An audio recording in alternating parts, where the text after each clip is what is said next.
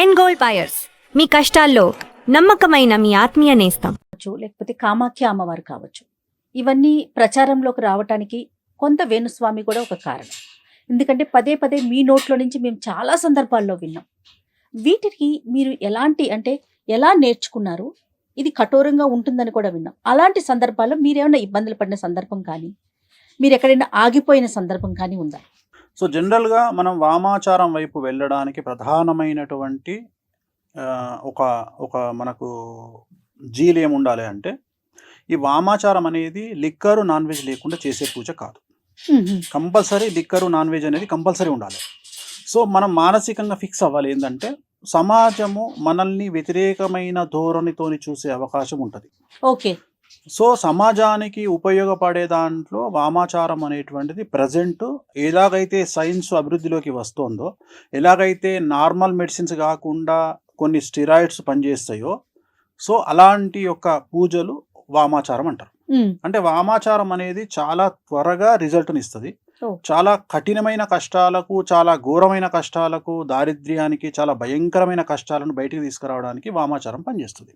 So వామాచారం నేర్చుకోవాలి అంటే ప్రథమం ఏంటంటే, ఫస్ట్ సమాజానికి వ్యతిరేకంగా పోవాల్సి ఉంటుంది. సమాజానికి తెలుసు, సమాజానికి రూల్ కదా, అది రూల్ అమ్మా. ఇప్పుడు అయినా కూడా మీరు అటువైపు అంటే నేను ఏమనుకున్నా అంటే, నేను జనాలకు ఏదో చేయాలి అనే ఇంటెన్షన్. ఇప్పుడు నన్ను విమర్శిస్తారు అనేది నాకు సెకండరీ. రెండోది, తెలంగాణ సాంప్రదాయాలు, ఆంధ్ర సాంప్రదాయాలు డిఫరెంట్గా ఉంటాయి. ఉదాహరణ, ఆంధ్రప్రదేశ్లో ఉన్న ఏ నరసింహస్వామి దేవాలయంలో కూడా నాన్ వెజ్ లిక్కర్ అనేది ఉండదు. తెలంగాణలో ఆ రెండు లేనటువంటి దేవాలయాలు లేవు. ఉదాహరణ, యాదగిరిగుట్టలో దర్శనం అయిపోగానే కిందికి రాగానే ఫస్ట్ మందు నాన్ వెజ్ ఉంటుంది. అలాగే నా స్వంత దేవాలయం నాచారం గుట్టలో కూడా ఖచ్చితంగా నాన్ వెజ్ లిక్కర్ ఉంటుంది. సో చిన్నప్పటి నుండి వీటిని చూస్తూ ఇవి ఏవి తప్పులాగా నాకు కనిపించాల. కారణం ఏంటి అంటే, తెలంగాణ ప్రాంతానికి సంబంధించినటువంటి వ్యక్తిగా నాకు ఇక్కడ ఆషాఢ మాసంలో జరిగే బోనాలలో నాన్ వెజ్ లిక్కరు లేనటువంటి పరిస్థితి నేను ఎప్పుడు చూడలేదు. కాబట్టి సో నాకు ఇబ్బంది అనిపించలేదు. రెండోది, నేను ఎక్కడ కనెక్ట్ అయినా అంటే, ఇవన్నీ పక్కకు పెడితే దీనివల్ల జనాలకు ఉపయోగపడుతుందా పడదా? ఓకే, ఉపయోగపడుతుంది. ఇప్పుడు జనరల్గా జనాలు చేసేటువంటి పూజలు వేరే పూజలు ఉన్నాయి, వాటిని నేను తీసుకోను. ఏవో పూజలు చేసుకుంటారు. ఇప్పుడు ఉదాహరణ, ఒక శాంతి ఉంది, ఒక ప్రాబ్లం ఉంది, ఆ ప్రాబ్లంకు ఒక పూజ ఉంటుంది, ఒక డెవలప్మెంట్కి ఒక పూజ ఉంటుంది.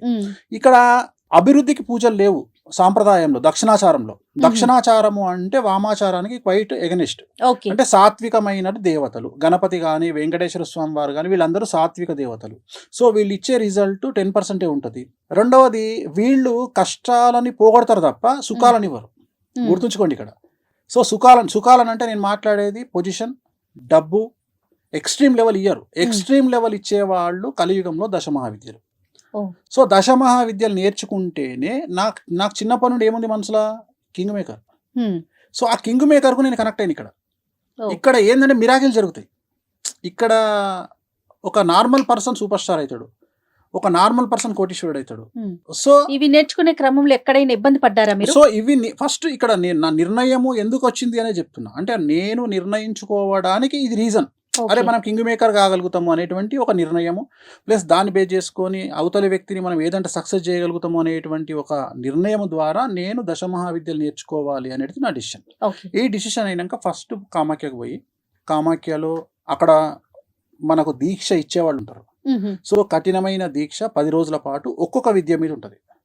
అంటే ఒక విద్య 10 రోజులే ఇస్తారు అంతే. అట్లా 10 విద్యలు.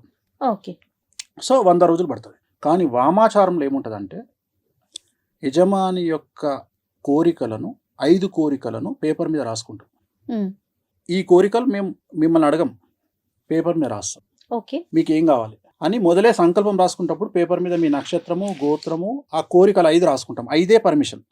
ఈ 5 సక్సెస్ అవుతాయి. 5 కంటే ఎక్కువ రాసుకోవడానికి లేదు వామాచారంలో.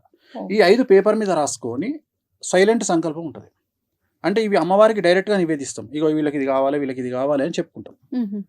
సో ఇవి చెప్పినప్పుడు ఆయన మమ్మల్ని ఏమడుగుతాడంటే, మరి నువ్వు ఇక్కడ మందు వాడుతావు, ఈ కంట్రోలింగ్ నీకుందా?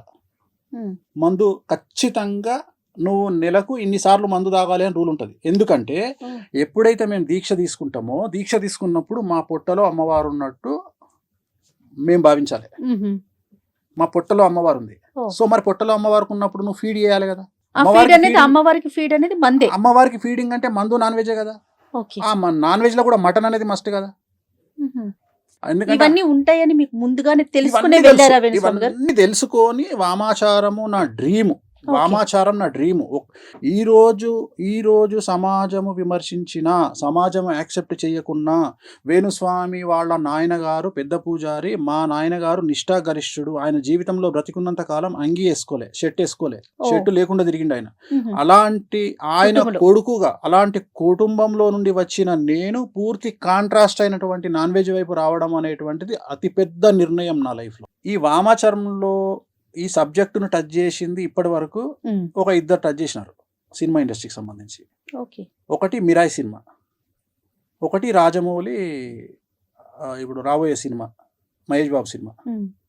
ఈ 2 సినిమాలు మీరు అబ్జర్వ్ చేయండి. మిరాయి సినిమా ప్రారంభం చేసినప్పటి నుండి రిలీజ్ అయ్యే వరకు మంచు మనోజ్ కాంట్రవర్సీలో ఉన్నాడు. చెప్పాలి, మీరు మ్మ్. ఆన్సర్ చెప్పాలి మీరు. అవును. అవునా? మ్మ్. ఎందుకంటే మిరాయి సినిమాలో బగాలముఖి గురించి చూపిస్తాడు. మ్మ్. చూశారా మీరు సినిమా? లేదండి. అయితే మిరాయి సినిమాలో బగాలముఖి గురించి చూపిస్తాడు. దశమహావిద్యల్లో బగాలముఖి ప్రాముఖ్యమైనటువంటి అమ్మవారు. మ్మ్. జస్ట్ ఆ పాత్ర వేసినందుకే ఆయనకు అంత కాంట్రవర్సీ సమస్యల్లో ఇరుక్కున్నారు ఆయన. ఇరుక్కుంటారు. సో ఇది స్పెషాలిటీ. రెండవది ఇక్కడ ఈ వామాచారం కాన్సెప్ట్ ఏంటంటే, మనం 100 కోరుకుంటే అమ్మవారు 200 ఇస్తుంది. మ్మ్. Rajamouli cinema, Mahesh Babu cinema Varanasi. Varanasi launch చేసినప్పుడు One మీరు more. అబ్జర్వ్ అయిన దాంట్లో వారణాసి. వారణాసి సినిమాలో దాంట్లో మీకు చిన్నమస్తా దేవి గురించి చూపిస్తాడు. చిన్నమస్తా అమ్మవారు తల నరుక్కొని ఉంటది, ఆమె గురించి చూపిస్తాడు. జస్ట్ ఆ లాంచింగ్ లోనే హంగామా జరిగింది. మ్మ్. అవును. అంటే నేను అనేది ఏంటంటే, ఇగో ఇంత సంచలనం ఉంటుంది లైఫ్. సో వీటిని యాక్సెప్ట్ చేయగలిగినటువంటి బాధ్యత మన మీద ఉండాలి. ఇంకా నా నాకేం కోరిక. వద్దు, ప్రశాంతంగా వెళ్ళిపోవాలని కోరుకోవాలి. అనేది నా కోరిక. సో అది దానికోసం నా ఏమైందంటే, నేను ఏదైనా చేస్తా. మీరు నమ్మరు, ఇవాళటి వరకు నేను చేసినటువంటి పూజలలో అమ్మాయిల దగ్గర నేను సింగిల్ ఎన్పి తీసుకోవాలి. ఇవాళటి వరకు, ఈ రోజు వరకు ఏ హీరోయిన్ దగ్గర కానీ, ఏ ఆర్టిస్ట్ దగ్గర కానీ, ఏ సెలబ్రిటీ దగ్గర కానీ నేను డబ్బులు తీసుకొని అమ్మాయిల దగ్గర, నేను అమ్మాయిని దేవతా స్వరూపంలో చూస్తా. మాకు ఫస్ట్ ఇచ్చేటువంటి రూల్ ఏంటంటే, మా నియమాలలో ఫస్ట్ నియమం ఏంటంటే, అమ్మాయిని స్త్రీని దేవతగా చూడాలి. ఓహో. ఎందుకంటే మేము పూజించే కామాఖ్య, మేము పూజించే దశమహావిద్యలు అన్నీ కూడా యోని రూపంలో ఉంటాయి.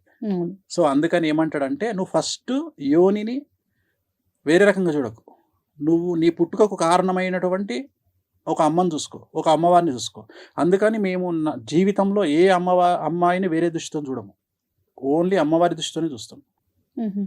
మా దృష్టిలో ప్రతిదీ అమ్మవారే.